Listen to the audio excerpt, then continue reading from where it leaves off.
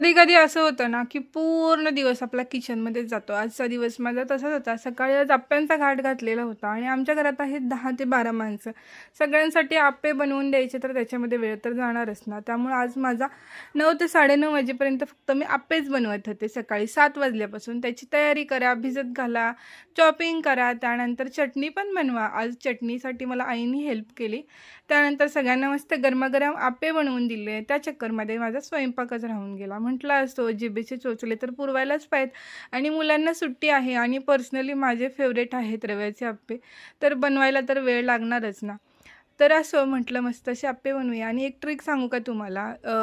जर तुमचे देखील अप्पे तव्याला चिटकत असतील ना, तर थोडंसं जास्त सुरुवातीला तेल टाकायचं पहिल्या बॅचमध्ये आणि त्याच्यामध्ये राई टाकायची. राई जर टाकली तर बिलकुल अप्पे खाली चिटकत नाहीत. एकदा नक्की ट्राय करून बघा.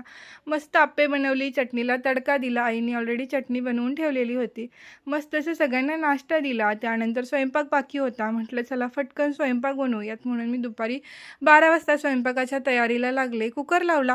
त्यानंतर जांभळं कालची राहिलेली होती ती मस्त खाल्ली आणि आज सिंपलच मेन्यू होता पिठलं भाकरीचा. मस्त असं पिठलं बनवून घेतलं आणि बेसन टाकल्यानंतर ना या पद्धतीने विस्कने मिक्स करायचं. खूप छान पिठलं होतं. त्यानंतर लगेहात भाकरी देखील बनवून घेतल्या आणि डाळ देखील बनवून घेतली. मस्त असं जेवण केलं. त्यानंतर आज रात्रीसाठी मस्त असा वडापावचा बेत होता. सोबतच लसणाची चटणी देखील बनवलेली होती आणि मिरच्या देखील फ्राय केलेल्या होत्या. वडापावसोबत मिरची तर हवीच ना. मस्त असं सगळ्यांनी मिळून वडापाव एन्जॉय केला. तर चला असा होता आजचा व्लॉग. भेटूयात उद्या.